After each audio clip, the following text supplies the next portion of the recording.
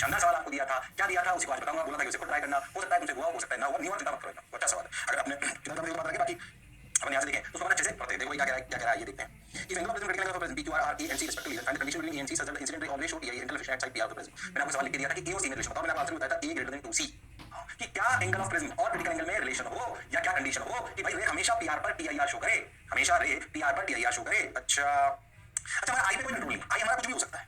यार सुनना सवाल लॉजिकली, आई हमारा कुछ भी हो सकता है, 0 भी हो सकता है और आई हमारा ग्रेजिंग इंसिडेंस 90 भी हो सकता है। बिल्कुल क्लियर है क्या एकदम? हाँ सर आई तो कुछ भी हो सकता है, ग्रेजिंग इंसिडेंस 90 से जस्ट कम और 0 से 90 कुछ भी हो सकता है। किसी भी एंगल कुछ भी एंगल हो आई का, कुछ भी एंगल हो आई का, अरे हाँ बोलो भाई आई का कुछ भी एंगल हो पीआर पर टीआईआर होना चाहिए। मतलब क्या मतलब कि R2 should be greater then C always. अरे हाँ सर हमेशा TIR at PR implies R2 हमेशा बड़ा होना चाहिए किससे? C से। पर सर R2 तो कुछ भी हो सकता है क्योंकि वो तो I पे डिपेंड करता है, I 0 से 90 कुछ भी हो सकती है। तो ध्यान से देखो I जब 0 से 90 होगा तो R1 0 से C होगा। अरे हाँ सर बात तो आपकी सही है सर। अब R2 हमेशा C से बड़ा होना चाहिए पर R2 की तो कुछ भी वैल्यू हो सकती है। अब ध्यान सुनना, हमेशा TIR at PR, क्या इससे ये भी बोल सकते हैं कि R2 की मिनिमम वैल्यू अगर बड़ी हो जाए C से तो बाकी सब बड़ी होगी। R2 की कौन सी R2 भी वैल्यू कर रहा है पर R2 की मिनिमम वैल्यू है। सोचो R2 की सबसे छोटी पॉसिबल वैल्यू, कंडीशन क्या समझना, R2 की सबसे छोटी पॉसिबल वैल्यू भी बड़ी हो जाए C से, R2 की सबसे छोटी पॉसिबल वैल्यू भी बड़ी हो जाए C से, अरे तो बाकी सब तो बड़ी ही होंगी। हाँ सर फिर से सुनना, ये सबसे इंपॉर्टेंट बात है ये वाली, ये याद सुनिए ये कि R2 की सबसे छोटी वैल्यू, R2 की सबसे छोटी वैल्यू भी अगर बड़ी हो जाए C से, R2 की अगर सबसे छोटी वैल्यू भी बड़ी हो जाए C से तो भैया बाकी सब तो बड़ी ही होंगी। हाँ सर अब खेल आ गया कि R2 मिनिमम है क्या। Let's find out R2 minimum. Okay ये बात समझ आ गई कि रे को हमेशा PR के अंदर रहना है तो R2 की सबसे छोटी वैल्यू भी बड़ी हो जाए C से तो बाकी सब तो बड़ी ही होंगी, तो रे कभी भी बाहर नहीं जाएगी। हाँ सर R2 की सबसे छोटी वैल्यू। अब बता दिया R2 की सबसे छोटी वैल्यू। अच्छा R2 होता क्या है? R2 होता है A माइनस R1। हाँ सर अब सोच R2 minimum is equals to A minus R1 minimum, हाँ is equals to A minus R1 maximum. सोचो मैंने लिखा है क्या? और ये हाँ सर R2 मिनिमम मतलब A माइनस R1 मिनिमम, ये तो कांस्टेंट है। A माइनस R1 को मिनिमम होना है तो R1 को मैक्सिमम होना पड़ेगा, जब R1 मैक्सिमम होगा तो R2 मिनिमम होगा। और ये हाँ सर और R1 मैक्सिमम कब होगा? जब I मैक्सिमम होगा, क्योंकि जैसे जैसे I बढ़ाओ R1 बढ़ता है और R2 घटता है। सोचो जैसे जैसे I को बढ़ाओगे R1 बढ़ता है, हाँ सर, और R2 घटता है। सही बात सर, बिल्कुल सही बोलो सर आप, शानदार जोरदार जबरदस्त। तो R1 maximum implies I maximum. ठीक भाई अब I मैक्सिमम कितना? सर I तो सर ग्रेजिंग इंसिडेंस यानी कि 90 हो सकता है। अरे हाँ सर ग्रेजिंग इंसिडेंस ये 90 मान लो तो परेशान मत हो। अरे हाँ सर I तो ज्यादा हो नहीं सकती। सो जब I 90 होगा, जब I होगा 90 तो सोच के देखो कि R1 होगा कितना C और R2 कितना होगा A माइनस C। अरे R1 तो C हो जाएगा ना। अरे हाँ I मैक्स 90 इंप्लाइज R1 की मैक्सिमम वैल्यू C से ज्यादा नहीं हो सकती। अरे हाँ सर बात तो आप बिल्कुल सही कह रहे हो। हाँ R1 मैक्स कितना तो R2 मिनिमम कितना A माइनस C। करेक्ट, इससे छोटा R2 हो ही नहीं सकता। अगर ये भी बड़ा हो जाए C से मतलब A minus C greater than C मतलब A ग्रेटर देन 2C, अगर ये कंडीशन आ गई A ग्रेटर देन 2C तो रे कभी भी बाहर नहीं जाएगी। कहां से? PR से।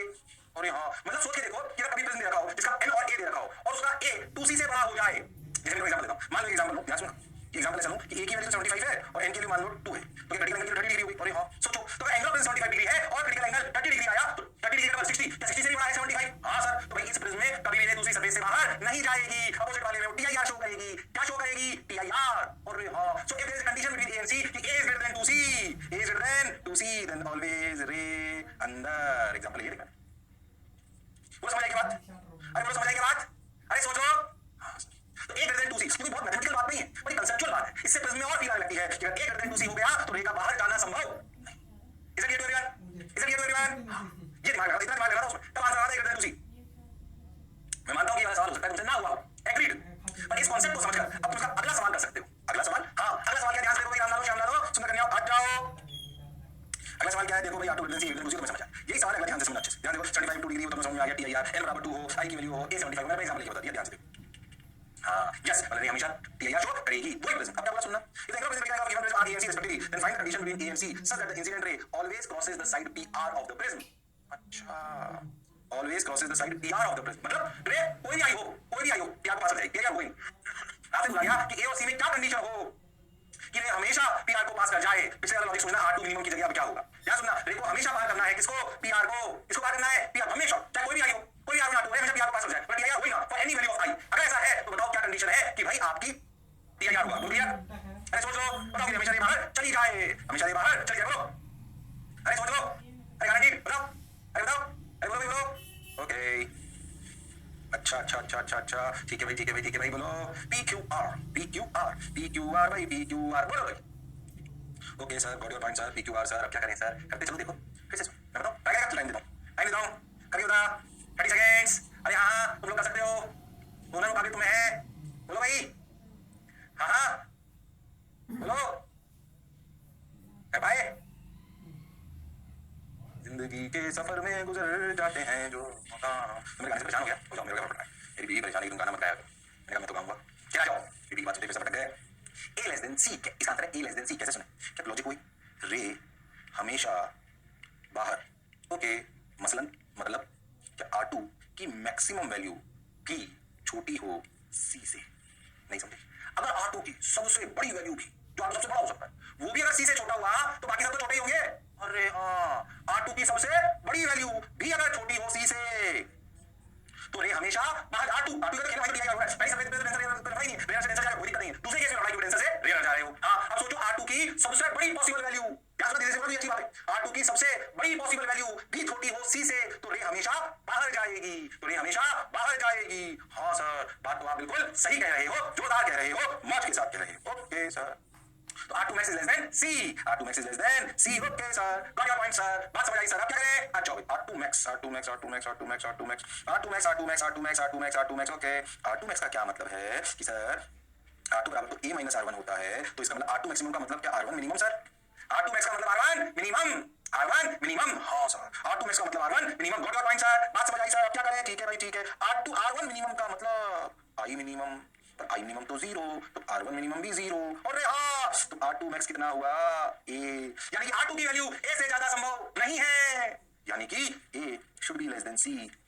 अगर ऐसा हो गया A less than C तो भैया रे हमेशा बाहर जाएगी रे हमेशा बाहर जाएगी ये पक्का पक्का A less than 2C रे हमेशा अंदर A less than C रे हमेशा बाहर ये समझ आ गया कि A less than 2C तो रे हमेशा अंदर A less than C तो रे हमेशा बाहर सर C से लेकर 2C तो बच गया C से लेकर 2C तो बच गया C से लेकर 2C तो बच गया हाँ सर ये बात तो आपकी सही है C से लेकर 2C तो बच गया बिल्कुल सही बात सर ये वाली तो बच गई सर 2C से बड़ा अगर A 2C से बड़ा तो रे हमेशा अंदर A अगर C से छोटा तो रे हमेशा बाहर पर C से 2C हुई तो हाँ इसमें भी कंप्लीट कर लेते हैं आ जाओ ये तो हो गया हमारा कंप्लीट कर लेते हैं कि अगर C A से 2C के बीच में हो तो क्या होगा ध्यान सुनना पहले हम बात को बेसिकली समझे क्या होगा देखो ध्यान से अगर रे देखो कि अगर इंसिडेंट रे में आपको नाम बताता हूं अगर इंसिडेंट रे का एंगल 0 डिग्री है क्या है 0 डिग्री सोच के देखना अगर इंसिडेंट रे का एंगल इस केस के लिए कब जब A की वैल्यू C और T के बीच में है मैं तो एग्जांपल लेके बताता हूं मान लो कि C की वैल्यू है 30 और A की वैल्यू है 45 ये वाला केस ऐसा समझो हाँ सर तो C की वैल्यू 30 डबल हो गया 60 तो 30 और 60 के बीच में 40 होगा ऐसा केस है तो क्या होगा कुछ भी नहीं बोल सकते कि हमेशा अंदर की बाहर तो एंगल पर डिपेंड कर जाएगा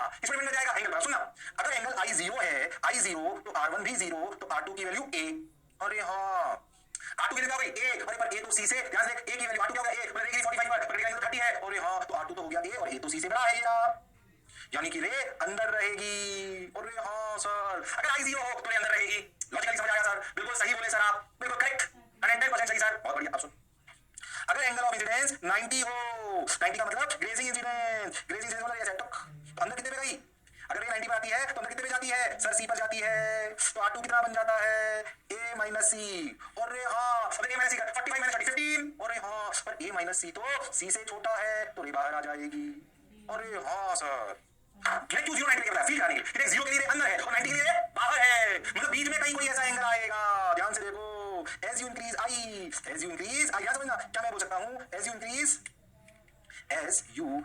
I क्या पॉसिबिलिटी ऑफ बाहर जाना इंक्रीजेस क्यों जैसे I बढ़ाओगे तो R1 बढ़ेगा तो R2 घटेगा तो बाहर जाने की पॉसिबिलिटी बढ़ेगी और हाँ सर जैसे I बढ़ेगा R1 बढ़ेगा R2 घटेगा 0 मतलब अंदर का R2 घटेगा तो भैया क्या बाहर जाने की पॉसिबिलिटी बढ़ेगी।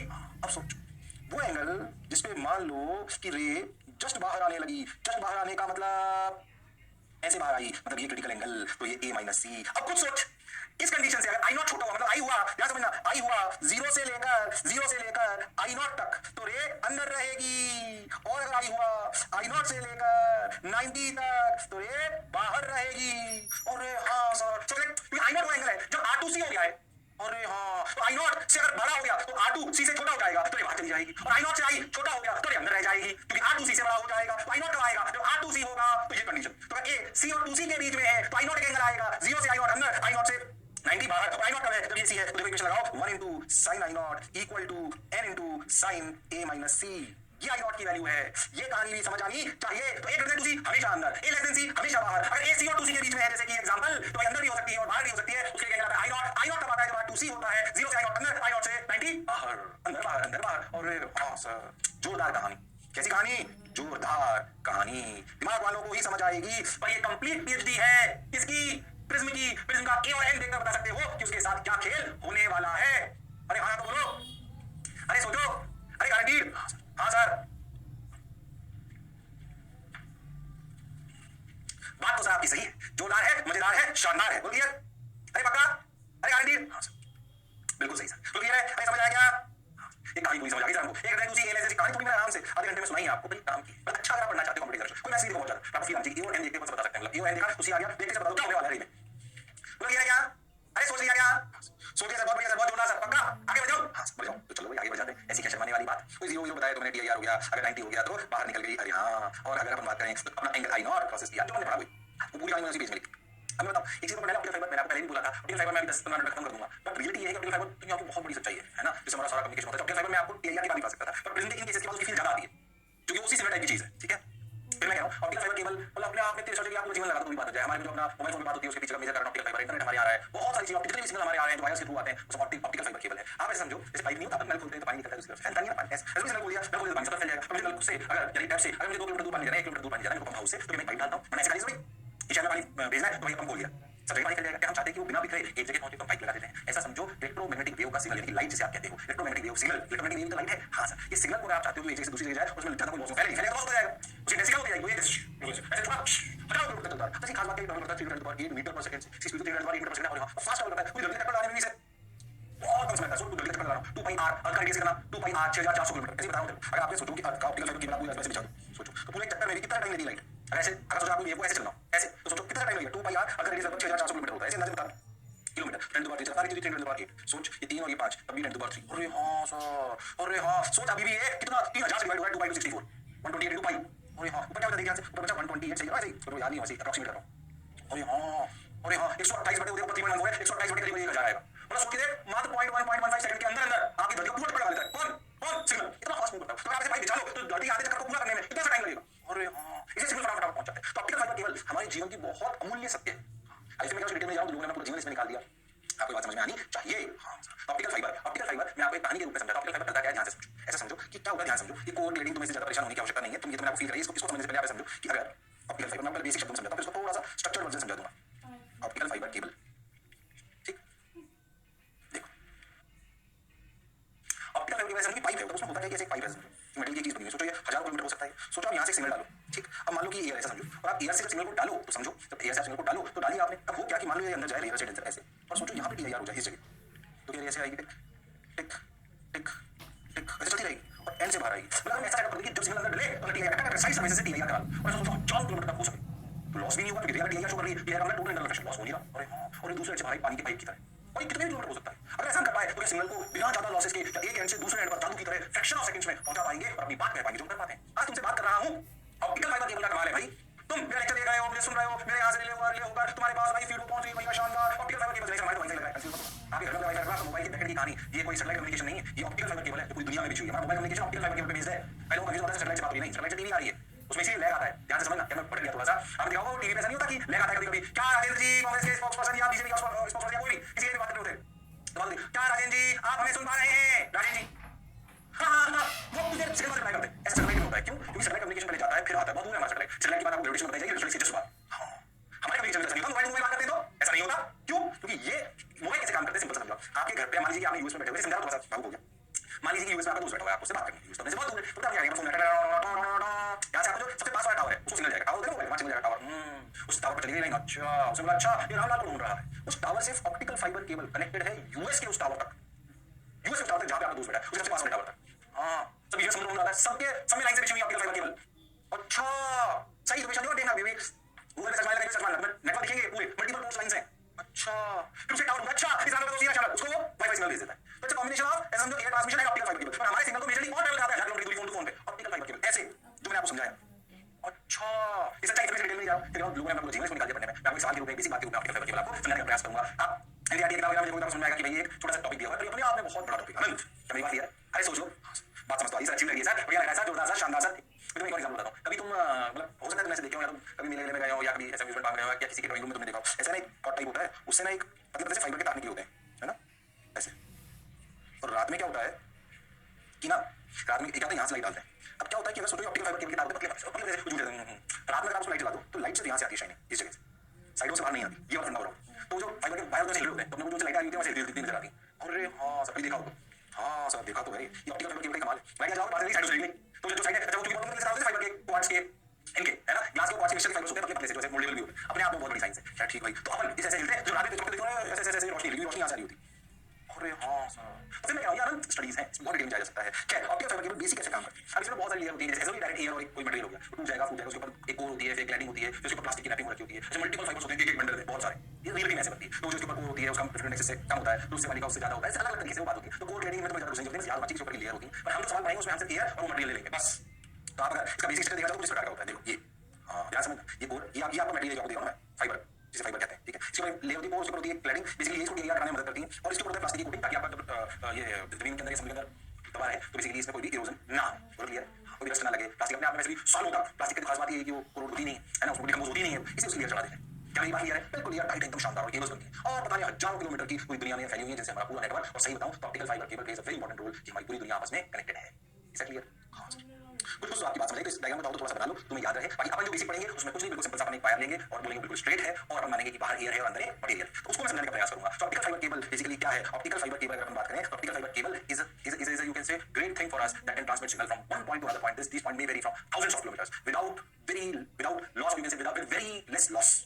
हाँ इसलिए अच्छा, एक और खास बात, स्पीड ऑफ लाइट बहुत तेज होती है, तो एक जगह से दूसरी जगह जाने में कोई सिग्नल को ऑलमोस्ट टाइम लगता है। बताइए बताओ, क्या मेरी बात क्लियर है? अरे सोचो, हाँ सर जो कह रहे हो कुछ समझ तो आया, ज्यादा मत पढ़ने की और ज्यादा होती नहीं है, ज्यादा होता तो मैं पढ़ा देता, ये भी ज्यादा ही है। बोलिए यार, एक अच्छा सवाल बता देता हूं, उस पे करा देता हूं आपको एक अच्छा सवाल, ताकि आपको क्लैरिटी रहे, पर इतनी सी बात में याद रखनी है। तो optical fibre cable is used to transmit signals from one point to other point with very less loss, है ना, and it takes very less time to transmit signal from one point to other point. It is based on TIR. TIR क्यों? क्योंकि यहां समझिए क्या हो रहा है, टीआईआर, इसे टीआईआर की एप्लीकेशन में काउंट होता है। पर मैं इसमें बढ़िया सवाल आपको कराऊंगा, ताकि आपको, और वो बढ़िया सवाल कराने के लिए मैंने उसको प्रेजेंट कंडीशन की बात बताया, क्योंकि प्रेजेंट की बिहेव करने लगता है, प्रेजेंट की कंडीशन बड़ी उससे वो निकल कर आता है, तो अच्छा लगता है। क्या मेरी बात क्लियर है? अरे सोच लो, हाँ अच्छा लग रहा है सर, सही लग रहा है सर, बढ़िया लग रहा है sir, okay got your point sir. अरे हो गया क्या? अरे सोच लो, हाँ हो गया, बिल्कुल हो गया, बढ़िया, जोरदार, शानदार, हाँ ओके चलो। अब तो मैं आपको कहता है अच्छा सवाल कराते हैं। ओ हो अगर उस ब्लॉक में तुम्हें बताया ना ऐसे कनेक्टेड वायर के नेटवर्क में तुम्हें दिखाई दे रहा है क्या था अभी कि वायर से कनेक्टेड है पूरी दुनिया। देखो इसमें अपना जो इंडिया देखो, ये ना, ये मुंबई पोर्ट के आसपास, यहाँ दिखाई दे रहा है, मुंबई पोर्ट के आसपास है, एक मेरे हिसाब से चेन्नई के आसपास, ये नदी है ना इस जगह। अरे हाँ बोलो भाई, वो कैसे कनेक्टेड है हम दुनिया से, इस सब जगह पिक्चर में, सब समुद्रों से निकलकर पूरी दुनिया से कनेक्टेड है जबरदस्त तरीके से। तभी तो हम सब जगह सिग्नल भेज पाते हैं, ऐसा तो ऐसा है, हाँ है, ऐसे कनेक्टेड है, इस समुद्र के अंदर सब जगह से बिछी हुई है ऐसे लाइन। अच्छा सर, बात तो क्लियर है सर आपकी, पक्का है, उससे आगे बढ़ते हैं, तो सवाल भी करते हैं, यूज है उसका अपने को बात समझाने के लिए। चलो भाई, तो लेकिन सिग्नल जो मैं आपको समझाना चाह रहा था कि जो आज से सैटेलाइट कम्युनिकेशन में टाइम में क्या होता है, काफी दूर है और समय लगता है बहुत कम है, वो मैं आपको समझा चुका हूं, आगे आ जाओ। अब सवाल ये है कि अगर मैं आप समझो light signal travels optical fibre friends can find relation of r, ऐसे मान लो आप जो ऐसे कभी मत ध्यान समझो, मैं आपको सवाल अपने हिसाब से समझो। एग्जांपल क्या है देखो, मान लो मैं आपको बोलूं कि ऑप्टिकल फाइबर केबल ऐसे स्ट्रेट है, कभी नहीं बिल्कुल, इसका रेफरेंस है ठीक भाई, हम चाहते क्या है, हमारे लिए सवाल ये है, मैं बताऊं सवाल को पूरा, बाहर ये मान लेते हैं वो क्लैडिंग वेडिंग उस डिटेलिंग में बाहर ये मान लो, अंदर मान लो, बट हमें बोला गया कि we find condition on n such that find condition on n such that ray always shows PIR on curved surface। यही तो हमारी मूलभूत समस्या है। अगर हमें ऑप्टिकल फाइबर केबल बनानी है तो रे हमेशा हमेशा ध्यान से समझो, तो हमेशा तो अभी कर्व्ड सरफेस है, हम स्ट्रेट मान लेते हैं, तो कर्व्ड सरफेस है, उससे PIR शो करनी चाहिए। अच्छा, अब हमने सोचा अगर हमें ऐसी ऑप्टिकल फाइबर केबल बनानी है तो हमें ये बात समझ आती है यार, जो ऑप्टिकल फाइबर केबल किसी को भी बेचेंगे तो सही थोड़ी बोलेंगे कि एंगल ऑफ इंसिडेंस ये रखना, इसका पता नहीं एंगल ऑफ इंसिडेंस क्या है, तो यहां से गिर रही है, क्या ये आई कुछ भी हो सकता है, आई कुछ भी हो सकता है, लॉजिकल है, क्योंकि सिग्नल गिराने वाले हैं तो किसी भी एंगल पे गिर सकता है सिग्नल यार। हाँ सर, तो कुछ भी हो सकता है, तो क्या हर आई के लिए रे, इसका मतलब, इसका मैं बताऊं पूरा सवाल याद समझना, इसका मतलब हर आई के लिए रे TIR शो करनी चाहिए। अरे आना तो बोलो, कुछ भी हो सकता है, इसका मतलब हर आई के लिए रे TIR शो करनी चाहिए, यस और नो। अब सोच, यानी कि ऐसा होना चाहिए, कैसा देखो, ऐसे ही देखो, ये फिर ऐसे देखो, ये ध्यान से देखो, अगर वो आ रहे तो ये भी आ रहे, ध्यान से देखो, यार फिर यार हाँ, फिर यार हाँ, फिर यार हाँ, फिर ऐसे बोलो क्लियर है क्या? अरे बोलो क्लियर है क्या? सर आप बिल्कुल सही कह रहे हैं। अब क्या करेंगे देखिए, क्योंकि यार अगर सब कुछ ले लिया तो टी आई आर ऐसे होने लगेगा। एक बात इसलिए हो गया, अगर आर ये जो भी आप मान रहे हो इसको मैं आर मान लेता हूँ, यार तो यार होने लग गया तो सब R T I R show करने लगेंगे। बिल्कुल सही बात सर, सही बोल रहे हो सर। ओके अब क्या करें, अरे अब क्या करें, अब क्या करें, देखो भाई r r r r r r r okay sir, got your point sir, बात समझ आई सर। चलो भाई चलो भाई, अब क्या करें देखो, अगर थोड़ा ध्यान दो, क्या रेको अगर रेको अगर रेको कर्व्ड सरफेस से टी आई आर हमेशा शो करना है तो अगर रेको कर्व सरफेस से टी आई आर हमेशा शो करना है तो अगर रेको कर्व सरफेस से टी आई आर हमेशा शो करना है तो हर आर की वैल्यू सी से बड़ी होनी चाहिए। और हाँ मतलब आर मिनिमम अगर बड़ा हो जाए सी से। अब देख तू मैंने यहाँ कराया कैसी गाड़ी मैंने दिखाई, तू ध्यान से देखे ना तो ये 90 डिग्री का प्रिज्म बन गया ऐसे देख। और हाँ सर बात सही है, मैंने तो फील रहा हूं लेकिन तुमने सवाल करिए। अरे हाँ सो अगर आर की सबसे छोटी वैल्यू भी बड़ी हो जाए सी से, आर की सबसे छोटी वैल्यू भी बड़ी हो जाए सी से तो बाकी सब तो बड़ी ही होंगी। अब ध्यान से ये आर तो ये कितना हुआ, ध्यान से देख, ध्यान से देख, ये आर तो ध्यान से देखना, ये अगर 90 डिग्री हो गया ये आर तो ये 90 minus r pi by 2 minus r. अरे हाँ अब सोच, आर मिनिमम मतलब कंफ्यूज मत होना, आर मिनिमम मतलब pi by 2 minus r maximum. अरे हाँ सर बात तो आप सही बोल रहे हो, आर मिनिमम मतलब pi by 2 minus r maximum. हाँ क्योंकि 90 है तो बिल्कुल सही, तो ये मिनिमम होगा तो ये मैक्सिमम होगा और ये मैक्सिमम होगा तो आई भी मैक्सिमम होगा। पर आई तो 90 है सर, आई तो English pi by 2 minus r को तुम आर डैश मान लो चाहो तो। हाँ तो क्या 1 into sine i equal to क्या n into sine r dash. और हाँ तो आर डैश मैक्सिमम तो आर मिनिमम। हाँ देख ये मैक्सिमम आई तो हाँ सर, तो आई मैक्सिमम कितना 90, आई मैक्सिमम 90 मतलब pi by 2 minus R equal to C. हाँ बिल्कुल सही सर, बिल्कुल सही चल रहा है sir, pi by 2 minus R equal to C. अरे हाँ तो पाई बाई 2 माइनस आर अगर मतलब कंफ्यूज आई की कितनी 90, आई की कितनी 90 बिल्कुल सही सर। अब समझ आई 90 मतलब आर डैश सी, ये समझ आता है। आर डैश की मिनिमम वैल्यू, आर डैश की मिनिमम वैल्यू कितनी हो गई सी। अरे हाँ सर इससे छोटा ये होगी आर डैश की maximum value, sorry r dash की मैक्सिमम वैल्यू कितनी सी, तो आर डैश सी से बड़ा हो ही नहीं सकता। लॉजिकली आर डैश सी से बड़ा हो जाएगा, अंदर आ रहे हैं से आंसर। ओ हो मतलब आर डैश की वैल्यू सी मतलब आर मिनिमम की वैल्यू ए माइनस सी। क्या समझ आया कि आर की मिनिमम वैल्यू ए माइनस सी, इससे छोटा आर नहीं हो सकता। आर जिसको आर माना है और हमेशा अंदर रहती है तो आर बड़ा होना चाहिए किससे सी से, तो आर की मिनिमम वैल्यू सी से बड़ी होनी चाहिए और आर की सबसे छोटी वैल्यू आर की मिनिमम वैल्यू क्या है ए माइनस सी, तो A minus C should be greater than C, तो ए ग्रेटर देन 2 सी। और हाँ सॉरी ए माइनस सी है क्या, बेसिकली ए माइनस सी है क्या पाई बाई 2, ये तो पाई बाई 2 हो गया तो पाई बाई 2 लिख लेते हैं, तो पाई बाई 2 माइनस सी, तो pi by 2 minus C should be greater than C, तो pi by 2 greater than 2 C, तो भैया C less than pi by 4। अरे हाँ सर बात तो आप सही कह रहे हो, C less than pi by 4। Oh ये दोनों तरफ साइन ले लो, तो sine C less than sine pi by 4, sine C की value 1 by n less than 1 by root 2, therefore n greater than root 2। ये आंसर है सवाल, जबरदस्त सवाल है, n greater than root 2, n greater than root 2। हाँ सर बात आप सही है, फिर से सुनना, ऑप्टिकल फाइबर केबल में एक जगह से सिग्नल दूसरी जगह पहुंचा रहा है। अच्छा हमें बोला कि n में क्या कंडीशन हो कि भाई ऐसा हो सके, तो हमने मान लिया कि मेरे हमेशा के लिए यार कंडीशन, हमने बोला r हमेशा बड़ा होना चाहिए किससे सी से, तो r की अगर सबसे छोटी वैल्यू भी बड़ी हो जाए सी से, हाँ तो बात बन जाएगी। समझ में आ चुका है, तो ऐसी बात अपना प्रिज्म पढ़ चुके हैं। अब मैंने बोला कि r की सबसे छोटी वैल्यू भी बड़ी हो जाए सी से, r मिनिमम का मतलब r डैश, इसको हमने पाई बाई 2 माइनस r को r डैश मान लिया, r डैश क्योंकि हम ध्यान से देखें तो r plus r dash is pi by 2, अरे वही तो रिलेशन है r1 plus r2 equal to a। हां क्या r plus r dash equal to pi by 2, तो अगर r मिनिमम है तो r डैश मैक्सिमम है, और r डैश मैक्सिमम है तो i मैक्सिमम है, अरे i मैक्सिमम तो 90 है, मतलब r डैश मैक्सिमम c है। अरे यार तो r minimum pi by 2 minus c है, तो pi by 2 minus c c से बड़ा होना चाहिए, c से बड़ा तो पाई बाई 2, c से बड़ा तो c पाई बाई 4 से छोटा, तो मतलब sin ले लिया, sin c की वैल्यू 1 बाई n, तो 1 by n should be less than 1 by root 2, तो n ग्रेटर देन रूट 2। अरे हां तो बोलो, अरे सोच लो, बात तो साफ क्लियर है। अरे हाँ बोलो भाई, अरे सोच लो, अरे पक्का, हाँ सर बिल्कुल क्वेश्चन क्लियर, ये समझ आ गया सर अपने। अरे पक्का छोटा सवाल है, n ग्रेटर देन रूट 2 और समझ में नहीं आया कि ऑप्टिकल फाइबर केबल का दिया, थोड़ा बहुत मैं भागू हो गया, मैंने आपको बता भी दिया, एक्स्ट्रा कुछ चीजें बोल दिया। अरे पक्का, अरे सोच लो, तो ये थोड़ा बीच में टीआईआर प्रिज्म के फंडों से मिलकर एक बढ़िया सवाल बनता है, इसलिए इसको यहाँ कराया गया है। ओके सर बढ़िया पॉइंट सर, आगे बढ़ जाओ, हो गया समझ गया सवाल, आंसर आ गया। हाँ चलो ओ अब क्या भाई ये क्या थिन प्रिज्म, हाँ ध्यान से समझना थिन प्रिज्म क्या है। अपनी कहानी जानते हैं आई R1 R2 ये वो, मान लो थिन प्रिज्म है, थिन प्रिज्म का मतलब इंप्लाइज ये रहेगा, तुम अच्छे जानते हो पहले से। अब थिन प्रिज्म का मतलब a इज स्मॉल, पहले ऐसा समझो कितना स्मॉल, ऐसा समझो लेस देन 6-7 डिग्री और मैक्स अप टू 10, कभी 10 तक भी ले लेते हैं पर 6-7 ज्यादा सेंसिबल है क्या, ठीक। तो अगर एंगल ऑफ प्रिज्म 6-7 डिग्री से छोटा हो, अगर एंगल ऑफ प्रिज्म 6-7 डिग्री से छोटा हो, ठीक सर बहुत बढ़िया, हम कंडीशन इसको ध्यान समझे। अब समझे, अब हम 6-7 डिग्री से छोटा हो एंड रेज आर पेरिक्शियल, पेरिक्शियल का क्या मतलब है, रेज रेडियल ऑन प्रिज्म, मतलब हम ऐसे प्रिज्म, क्योंकि बहुत स्टैंडर्ड केस है, थिन प्रिज्म बहुत सारी मल्टीपल जगह यूज किया जाता है हमारी फिजिक्स में, तो मालूम थिन प्रिज्म है, थिन प्रिज्म का मतलब एंगल 6-7 डिग्री से छोटा, 10 डिग्री से छोटा, ऐसा समझो। And rays are radial on prism implies i is small, अच्छा इंप्लाइज r1 इज स्मॉल, बिल्कुल, implies r2 is small, okay, implies e is small. तो जो पढ़ रहे हैं कि प्रिज्म भी छोटा है तो a छोटा है, तो हम जानते हैं, और आप समझो कि अगर i छोटा है तो r1 छोटा है, हाँ r1 छोटा है, और a भी छोटा है तो r2 भी छोटा है, हाँ r2 छोटा है तो a भी छोटा है, सब छोटे मतलब एप्रोक्सीमेट लगेंगे, कौन से, sin theta is approximately theta, tan theta is approximately theta, ये सब लगेंगे, इसे फॉर्मूला याद रखें। तो प्रिज्म मतलब एंगल छोटा और a भी रेडियल, नहीं बोला कभी एक रेडियल माननी है, बोलिए क्या, अरे सोच लो, हाँ सर, बात तो सर आपकी सही है, जोरदार है, मजेदार है, शानदार है, बोलो क्लियर, अरे पक्का, हाँ सर बिल्कुल क्लियर, मजा आ रहा है सर, बढ़िया लग रहा है सर, ये बात हमने मान ली थी प्रिज्म में, ठीक भाई, ये याद रखना, ये सब पता छोटे, अच्छा भाई अब देखो ध्यान से, अब मैं तुम्हें छोटी सी बात बताता हूँ, कैसे समझो, मान लो कि ऐसा प्रिज्म छोटा सा है, ध्यान देखो, ये थोड़ा पतला कर दिया ऐसे रे आई रिंग, ऐसे आई, ऐसे गई, तो डेल्टा तो यही होता है, अब समझ, डेल्टा का फॉर्मूला क्या होता है, आई प्लस ई माइनस ए, बिल्कुल सही, अब समझ, अगर आई R1 R2 सब छोटे हैं तो समझो क्या 1 into sine i is equal to n into sine R1, अब क्योंकि आई और R1 दोनों छोटे हैं, क्या I is approximately n R1, हाँ सर ऐसा क्यों, क्योंकि R1 भी छोटा और आई भी छोटा, तो approximately sine i is equal to approximately i और sine R1 is approximately R1, ठीक सर।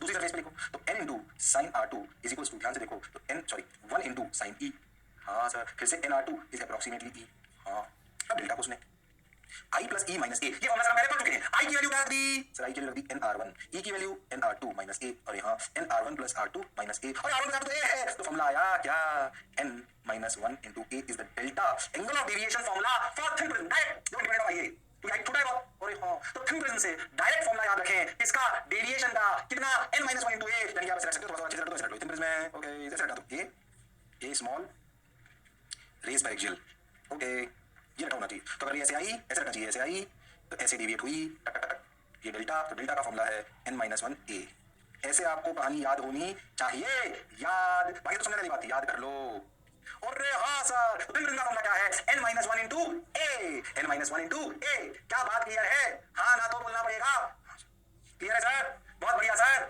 मजा आया सर, अच्छा भी लगा सर, वाह वाह सर, बोलो पक्का, अरे गारंटीड, कोई दिक्कत नहीं है सर, कोई समस्या नहीं, आ जाओ, ये लो भाई, बहुत बढ़िया, सही, वाह वाह सर, मजा आया सर, ओके पक्का, अरे सोच लो, तो deviation through thin prism is n minus 1 into A, याद रहेगा सर, याद रहेगा, ये बताया आगे बहुत छोटे सवाल आते हैं इस पे, और बगोली सवाल पूछ सकते हैं, मैं सिंपल सवाल पूछूंगा, अच्छा सर एक डिग्री की रेडियन में, अरे एक डिग्री में होगा तो डेल्टा डिग्री में आएगा, एक डिग्री में होगा तो डेल्टा डिग्री में आएगा, उसमें कंफ्यूज नहीं होना, n minus 1 n is reflected of prism और 1 इज जो है एंगल ऑफ प्रिज्म, अच्छा कभी सभी आप सकते हैं, कंफ्यूज होना कि अगर मैं थोड़ा सा अच्छे से लिख देता हूं, मैं समझ कैसे, ये जो आपने फॉर्मूला लिखा, इसमें अगर आप ये n ऑफ सराउंडिंग मान लो, ये n ऑफ प्रिज्म मान लो, तो ये formula n of prism by n of surrounding minus 1 into A बन जाएगा, ये अपने फॉर्मूला लिखा, ये एयर के लिए था, हालांकि उसमें आता है n रिलेटिव टर्म है, np by ns reflected of prism upon reflected of surrounding minus 1 into A, बोल दिया क्या, अरे सोच लो, क्लियर सर, बात समझ आ गई सर, अच्छा लग रहा है sir, got your point sir, okay आ जाओ, तो फिर हो गया, तो पक्का ये हो गया, हो गया हो गया हो गया सर, हो गया सर, चलो हम समझ गए n माइनस 1 इंटू ए, ये हमें ऐसे समझ लेना चाहिए, ऐसे हमें लेना चाहिए, सवाल हो शर्म आ गई भैया, बताओ डेविएशन क्या है, बता दो भैया डेविएशन क्या है, शर्म आ गई, बता दो, शर्म आ रहा है मास्टर, 4 डिग्री 1.5 बताइए डेविएशन क्या होगा, वो तेरी डेल्टा होगा कितना 1.5 माइनस 1 4 डिग्री, यानी कि 0.5 इंटू 2 यानी कि 2 डिग्री इज द डेविएशन, हां खत्म, क्या नॉर्मल सा फॉर्मूला आपने थिन प्रिज्म की बात हो गई है, अगली डायग्राम में थिन नहीं दिखा कोई बात, अब समझाने के लिए होगा आगे, तो मेरे पास एक ही बार डेविएशन दोनों बार हुआ है, हमने उसको समझाने के लिए ऐसा ले लेते हैं, थिन प्रिज्म में दो बार शो करने में तकलीफ आती है, तो जल्दी ऐसे शो कर देते हैं, ऐसे शो ऐसे करते हैं, है ना, वो तुम्हारे फैशन कंफ्यूजन मत होना, कंफ्यूजन भी होएगा, बोल क्लियर है क्या, अरे सोच लो, क्लियर है, क्रिस्टल क्लियर है सर, तो आगे चलते हैं, बहुत छोटी छोटी बातें हो गया, 2 डिग्री शर्म आ गई करते हुए, एक सवाल प्रिज्म, सॉरी प्रिज्म का मिरर के साथ मिलाइए, बताओ एक ऐसे आई 4 डिग्री प्रिज्म 1.5 है, ऐसे अपना मिरर है इसके सामने, बोलो क्लियर, आपसे पूछा गया ऐसे आपका प्रिज्म है, सॉरी मिरर है, बताओ ये 4 डिग्री 1.5 का प्लेन मिरर क्या shown, find out the net area of the generator after reflection from the mirror, पहले देख इसमें गिरी प्रिज्म में, किस पे गिरी, हॉरिजॉन्टल रे आ रही थी, हॉरिजॉन्टल रे ऐसे, ठीक है, हॉरिजॉन्टल रे है, हॉरिजॉन्टल रे आई ऐसे प्रिज्म पे गिरी, हॉरिजॉन्टल रे है, ऐसे प्रिज्म पर गिरी, ऐसे गिरने के बाद, ऐसे गिरने के बाद वो पहले प्रिज्म पे गिरी, फिर मिरर पे गिरी, तो बताओ नेट डेविएशन कितना आएगा, पहले प्रिज्म डेविएशन निकालो, फिर मिरर का निकालो, प्रिज्म डेविएशन फॉर्मूला आता है तुम्हें, क्या प्रिज्म पता है, हां क्या मिरर का भी आता है, हां i - 2i, करके बताओ, कर सकते तुम लोग, दो डेविएशन मिला लिया ना, एक प्रिज्म का मिला लिया, एक मिरर का मिला लिया, दिखने में क्या लगता है कुछ नहीं, दोनों को कैसे करना आना चाहिए, बताओ what is the net deviation, ध्यान दो, कर सकते हो तुम लोग, हुनर और काबिलियत तुम्हें है, अरे हां हुनर और काबिलियत तुम्हें है, बोलो, अरे हां कर दो, अरे सोचो, 4 डिग्री 1.5 देखो, क्या पहला deviation delta of prism 1.5 minus 1 4 degree that is 2 degree, मतलब क्या ये एंगल 2 डिग्री, और यहाँ क्या पहला डेविएशन 2 डिग्री क्लॉकवाइज आया, और यहाँ क्या यहाँ पर भी ये 2 डिग्री पर गिरी, और यहाँ क्या टकरा कैसे गई 2 डिग्री पे, और यहाँ क्या दूसरा डेविएशन डेल्टा 2 क्या आया 180 माइनस 2 इंटू 2, क्या 180 माइनस 4 180 माइनस 4, और यहाँ क्या 176 डिग्री आया फिर से क्लॉकवाइज, और यहाँ तो डेल्टा नेट डेविएशन कितना हुआ 178 डिग्री क्लॉकवाइज, 178 डिग्री क्लॉकवाइज, अरे हाँ सर, बात हो गया, फिर मेरे फॉर्मूला में आ गया, बन गया सवाल? आपको फॉर्मूला क्लियर होना चाहिए। तो अगर थिन प्रिज्म पे भी कहानी आ जाए तो अपने को बात समझ में आनी चाहिए, अपने को बात समझ में आनी चाहिए। Yes sir, got your point sir, बात समझ आई सर। चलो भाई, तो आ रहे भाई, अच्छा भाई, देखो रे भाई, आगे चलो, पढ़ते चलो, देखते चलो, सुनते चलो, आओ चलो ये रे। हाँ सर, समझ आ गया सर सवाल, तो लगाइए उसमें क्या है। अब देखो आगे क्या आता है। हाँ आ गया सर, 178 डिग्री क्लॉकवाइज, जो समझा बिल्कुल सही है। और देखो भाई, अब देखो एक अच्छी सी बात, एक जो बताया शिफ्ट फ्रॉम थिन प्रिज्म, ये बताया आपको वे ऑफ ऑप्टिक्स में भी काम आएगा। मैं आपको Fresnel by prism, Fresnel by prism. मैं आपको ये एनिमेशन देखने से पहले मैं आपको डायग्राम समझाता हूं। देखो मैं आपको थोड़ा सा बना के बताता हूं। Shift from a thin prism, actually क्या होता है, हम ट्रायंगल ले लेते हैं और मान लो थिन प्रिज्म रख दे आ और ऑब्जेक्ट के बीच में, तो होता क्या है मैं आपको समझाता हूं। जैसे थिन प्रिज्म, कंफ्यूज मत होना, ये ऐसे थिन प्रिज्म, और आप समझो ऑब्जेक्ट यहां है और आप ऐसा समझो कि आपकी आंखें यहां कहीं थी, ये ठीक, ओके। अब अगर प्रिज्म तो डायरेक्ट दिखता है आपको, बिल्कुल सही बात। आप समझो कि इस ऐसे आई एक तो थोड़ी सी डिवीट हो गया, आंखें गिर गई। हाँ सर, कितना डिवीट हुई सर? डेल्टा, और डेल्टा का फॉर्मूला क्या है? n-1 * a। ऐसे ही अगर मैं एक और रेंज सोचो, ऐसे छोटी सी बिल्कुल पास की, वो ऐसे ही फिर वो डिवीट हुई, वो भी कितना डिवीट हुई? डेल्टा। मैं सोचो ये दोनों रेंज है, क्या थोड़ी सी इमेज को ऊपर शिफ्ट कर दिया, ये तो ऑब्जेक्ट, इमेज ऑब्जेक्ट आदमी को वहां ना दिखकर थोड़ा सा ऊपर दिखाई दिया। अरे हाँ सर, इसे कहते हैं शिफ्ट। अब ये निकालनी होती है, ध्यान से समझना डायग्राम। ये डेल्टा, अच्छा इमेज एक से दूसरे के आंसर हम तो समझा रहे हैं।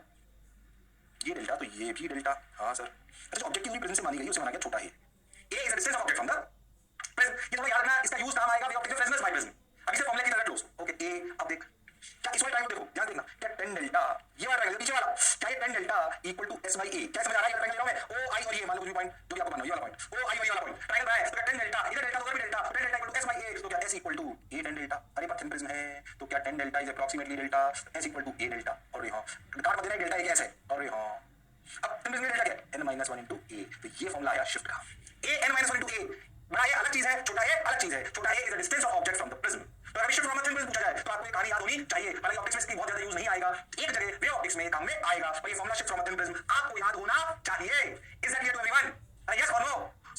हां सर, बात तो सर आप बिल्कुल सही कह रहे हो, जोरदार कह रहे हो, मौज के साथ कह रहे हो। क्या बात क्लियर है? अरे पक्का, अरे गारंटी। हां सर, हां सर, देखो प्रिज्म के पॉइंट कितने देखो, जो आपने बनाया वो अपने प्रिज्म में बोला हुआ है। अरे हां बिल्कुल सही सर, बिल्कुल क्लियर।